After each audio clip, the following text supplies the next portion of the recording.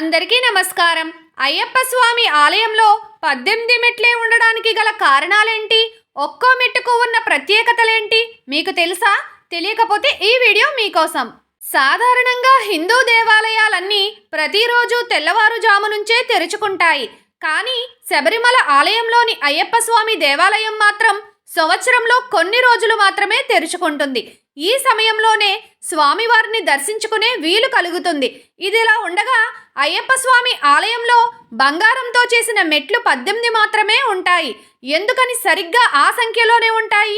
అందుకు గల కారణాలేంటి? ఇప్పుడు చూద్దాం.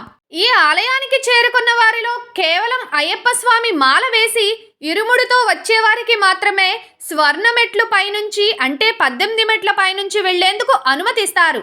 సాధారణ భక్తులకు ఈ మెట్లపై అనుమతించారు. ఈ సందర్భంగా ఎందుకని అయ్యప్ప స్వామి ఆలయంలో 18 మెట్లే ఉన్నాయి? స్వామివారికి ఈ 18 బంగారం మెట్లకు ఉన్న సంబంధం ఏమిటి? ఆ మెట్ల వెనుక ఉన్న రహస్యాలేమిటి?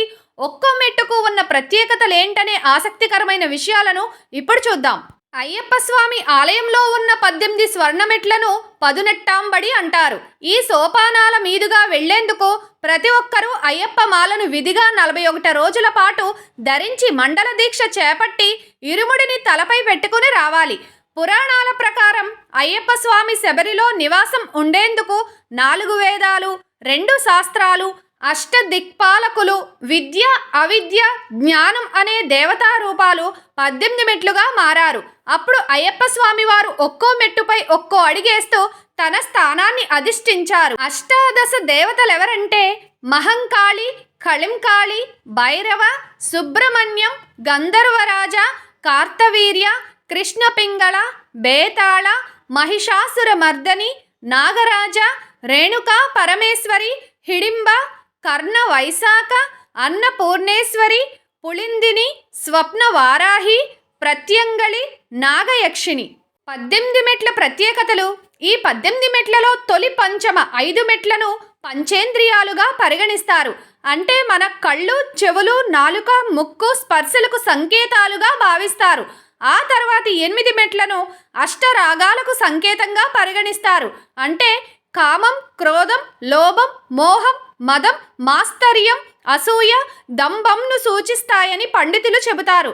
ఈ అష్టరాగాల ద్వారా ప్రతి ఒక్క మానవుడు అహంకారాన్ని విడనాడి స్వార్థాన్ని వదిలేయాలి. భగవంతుణ్ణి తలచుకుంటూ తప్పుడు మార్గంలో వెళ్తున్న వారిని సన్మార్గంలో వెళ్ళమని సూచించాలి. అయ్యప్ప స్వామి ఆలయంలోని చివరి 3 మెట్లు సత్వం, తామసం, రాజసంను సూచిస్తాయి. ఈ త్రిగుణాలతో బద్ధకాన్ని వదిలేయాలట. ఆ తర్వాతి 2 మెట్లు అవిద్యను సూచిస్తాయి.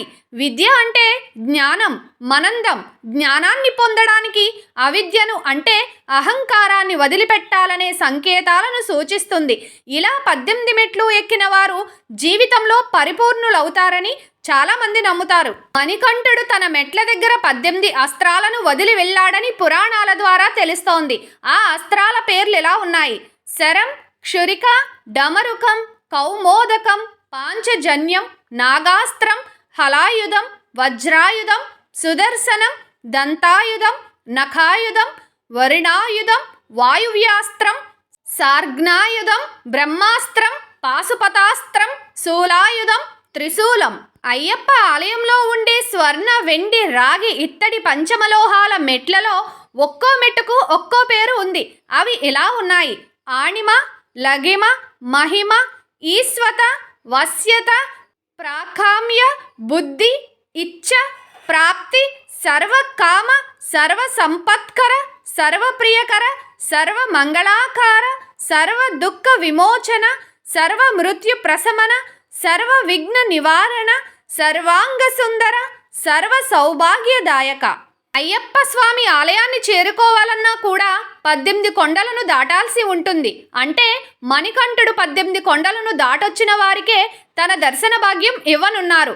ఈ సందర్భంగా 18 కొండల పేర్లేంటో ఇప్పుడు చూద్దాం.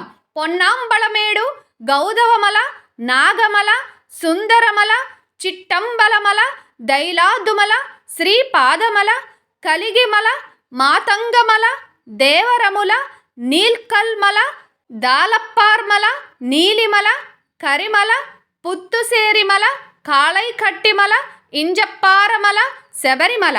ఈ కొండలు మనలో ఉండే లక్షణాలు, ఉండకూడని దుర్గుణాలన్నింటినీ సంకేతంగా పండితులు చెబుతుంటారు. అందుకే 18 కొండలు 18 మెట్లను ఎక్కిన వారికి మాత్రమే దర్శన భాగ్యం కలుగుతుంది. మన వీడియోకి ఒక లైక్ ఇవ్వడం మర్చిపోకండి. అలాగే తెలిసిన వారికి షేర్ చేయండి. సబ్స్క్రైబ్ చేయని వారు మన ఛానల్ని సబ్స్క్రైబ్ చేసుకుని సపోర్ట్ చేయండి. Thank you for watching.